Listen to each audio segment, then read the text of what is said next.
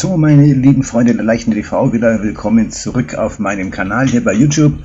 Und heute ein weiteres Themenvideo: Diabetes in Thailand, Kohlenhydrate bestimmen und Thai-Nährwerttabellen.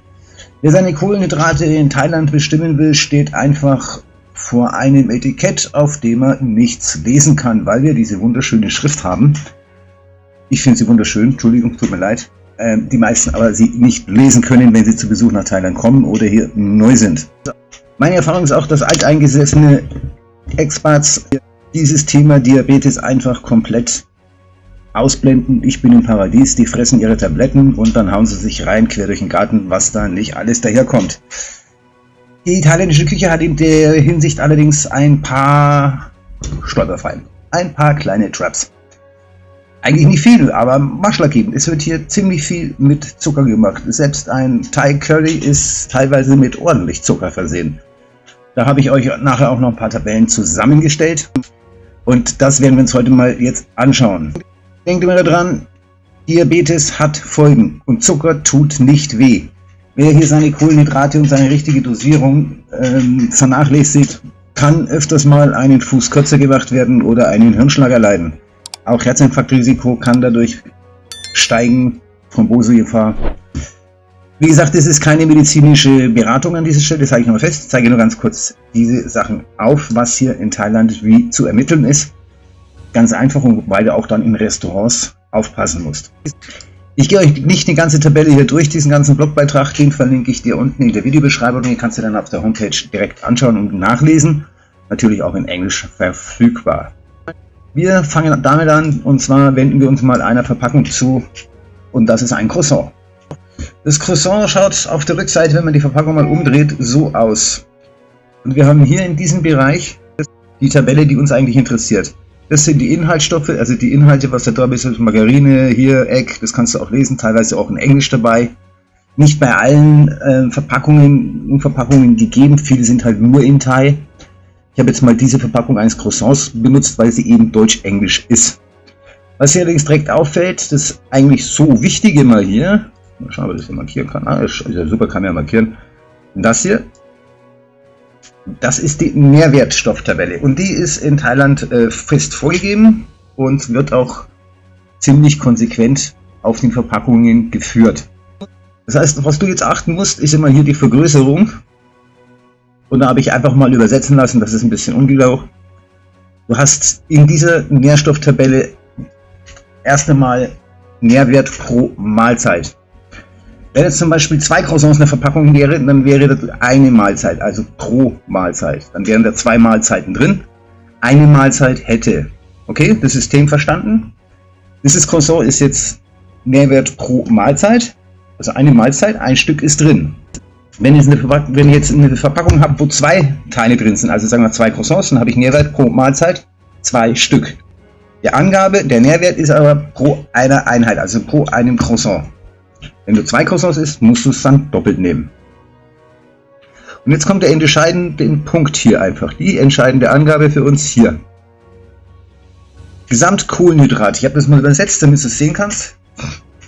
Wir schauen uns auch gleich nochmal in Thailändisch an. Es ist markant geschrieben, man kann es sehr leicht erkennen und finden und die Zahlen kann man auch lesen. Davon alles Zucker 2 Gramm und Gesamtkohlenhydrate, das ist für uns interessant, 19. Meint das wieder gut mit uns. Dann nochmal zurück. So, hier siehst du jetzt diesen Wert. Markiere ich dir. Das ist Gesamtkohlenhydrate. Du siehst es also, das ist ein Dordai, ein A, also Dordek, Entschuldigung. Dann hast du hier nochmal ein A dahinter und dann kommen hier 2 so hochgestellte Chai hintereinander. Die kannst du also relativ leicht erkennen. Und dann hast du immer hier den Zucker darunter, das ist also quasi mit U und dann nochmal hier dieses Doppel-A auch nochmal hinter. Na, das ist das sogenannte lange A auch. Du kannst es also auf der Verpackung, Herrgott fix, du kannst es also auf der Verpackung diese Werte hier gut erkennen und weißt dann sofort, wenn du etwas kaufst, aha, oder wenn du es isst, ich habe hier 19 Gramm Kohlenhydrate drin. Ne, dieses kleine Häkelchen, das ist dieser Bogen mit diesen kleinen Häkelchen dran, ist das sogenannte Gorgai und G für Fragt mir jetzt nicht nach den thailändischen Begriff für Gramm, habe ich jetzt auch nicht im Kopf. Aber das ist das Gorgai und steht für Gramm. Gut, das ist mal das Wichtige dazu. Dann gehen wir nochmal zurück auf den Homepage-Artikel. Gehen da nochmal ganz kurz weiter. Dann, worauf du achten solltest, der Zuckergehalt muss nicht in die Kohlenhydrate umgerechnet oder zugerechnet werden. Der angegebene Zucker ist im Grammwert der Kohlenhydrate bereits vollständig enthalten.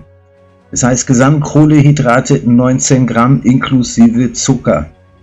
Der Zucker ist insgesamt 2 Gramm, ist Teil der 19 Gramm Gesamtkohlenhydrate. Also wie gesagt, der Zucker ist hier nur einfach nochmal extra ausgewiesen, ist aber bereits in den Gesamtkohlenhydrate drinnen. Diesen Gesamtkohlenhydrate-Begriff einfach so verwenden, wie er ist. Umrechnung für die Praxis, falls ihr die Berechnungsformel einfach nicht mehr im Kopf habt, hier habe ich sie nochmal für die Kohlenhydrate-Einheiten hinzugefügt und natürlich auch für Broteinheiten. Falls du diese Berechnungsmethode verwendest, dann kannst du diese Formel hier benutzen, um aus diesen 19 Gramm dann einen direkten Wert zu ziehen.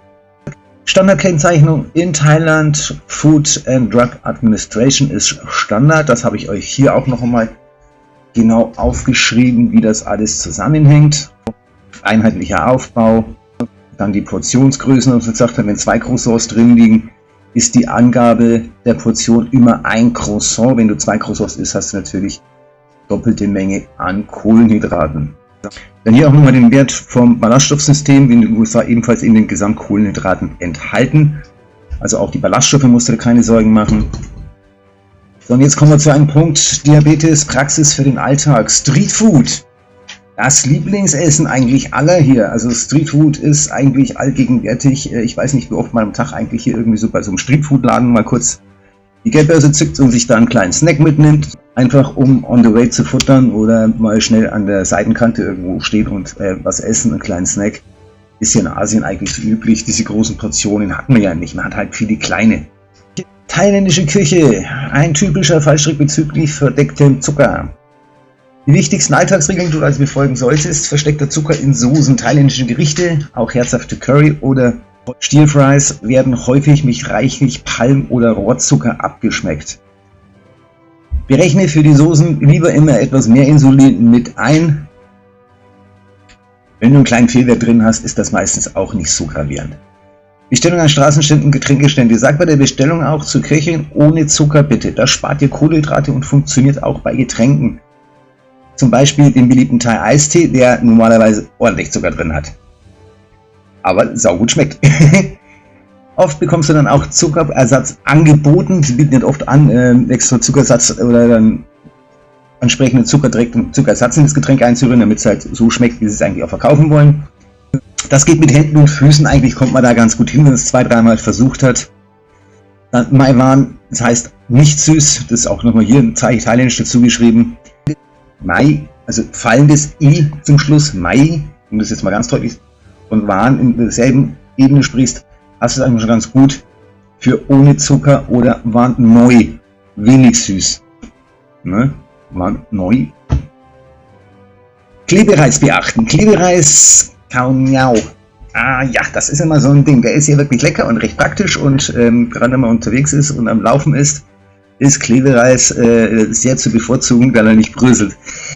Du hast hier allerdings 25-30% mehr Kohlenhydrate als bei einem normalen Reis. Das musst du auch berücksichtigen. Das sind so die Stolperfältchen, die du hier halt in Thailand mit einrechnen solltest. Und wenn du halt gewohnheitsmäßig 2-3 kleine Snacks isst und denkst, du hast das so unter Kontrolle, hast du oft ein paar Fallen drin, wo man sagen muss, hey, ich habe hier doch zu viel erwischt. Richtwerte für klassische Thai-Gerichte, die kann man sich auch einprägen, dann weiß man ungefähr, was man gerade futtert. Wenn du dir das merkst, weißt du eigentlich, haha, wenn ich jetzt Kohlenstoffeinheiten rechne und meinen Korrekturfaktor umrechne, wie viel Insulin brauche ich, dann habe ich hier ein paar Thai 70 bis 90 Gramm, nehme ich mal die Mitte, 80 Gramm liege ich ganz gut.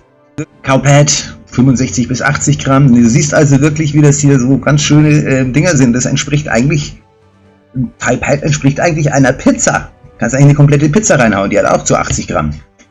Dann grünes, rotes Curry. Da kommst du schon etwas günstiger davon, ne? Dann Som Dum, Papaya-Salat. Kriegt man at Nick Neu Scharf, nicht viel. Ne, kriegst du auch. MyPad funktioniert auch oft, ansonsten sagst du einfach nie neu. Also der Salat 15 bis 25 Gramm, das kriegst du eigentlich beim nächsten Spaziergang ohne Insulin runter. Hat Kapau, na, da kommst du auch nochmal ganz gut mit weg. Und hier kommt Mango Stick mit Reis, der absolute Burner hier in der Tabelle. Ist ja nun mal seit dieser Geschichte damals hier immer noch ein sehr beliebtes Gericht. 80 bis 110 Gramm Kohlenhydrate. Also das ist jetzt immer so ein Standardrichtwerttabelle, die kannst du immer so ein bisschen einprägen. Kannst du dir einfach mal erweitern, einfach mal umrechnen, was habe ich da eigentlich vor mir, sich das genau angucken und dann selber einfach mal schätzen, wie viel habe ich denn da. Dann nochmal hier der Hinweis, wir nähern uns dem Ende des Videos. Dieser Beitrag stellt keine medizinische Beratung dar, er zeigt lediglich Informationen für Diabetes in Thailand auf. Konsultiere immer einen Facharzt, in Thailand ist das in der Regel ein Hospital. Also eine kleine Apotheke oder ein Arzt oder eine kleine Praxis machen das nicht. Kennt ihr alle diese kleinen Arztpraxen, die auch als Klinik bezeichnet werden, aber sehr klein sind, die machen es nicht. Du musst also schon ein richtiges Hospital gehen, da haben wir das Pattaya City Hospital. Wo ich immer hingehe, kommst du mit Englisch super durch. Wenn man ein bisschen Thai kann, freuen sie sich wie die Schnitzel. Preis-Leistung ist in meiner Bewertung top. Also wie gesagt, ich gehe da selber hin. Dann haben wir hier das Memorial Hospital, auch eine sehr gute Klinik. Direkt an der Pattaya Klang gelegen, also Pattaya Zentral. Kommst du auch mit Englisch gut durch, gehobener Preis, sehr gute Leistung. Und natürlich, darf man nicht vergessen, Bangkok Hospital. Dolmetscher-Service auf Wunsch, Leistung und Professionalität top. Alles, was dir bekannt sein dürfte. Das Krankenhaus ist wirklich edel. Aber wie gesagt, hier empfehle ich dir eine Krankenversicherung. Sollte dir das Video gefallen haben, würde ich mich über einen Daumen nach oben sehr freuen. Ein Abo für den Kanal wäre riesig. Und wenn du die Glocke aktivierst, verpasst du auch kein weiteres Video mehr auf diesem Kanal.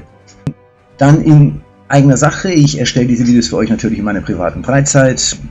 Mit meinem privaten Equipment, und wenn du es gut findest, was ich hier mache und diesen Kanal unterstützen möchtest, würde ich mich über eine Spende sehr freuen. Spendenlinks findest du am Ende der Videobeschreibung. In diesem Sinne, gehabt euch wohl und bis zum nächsten Video.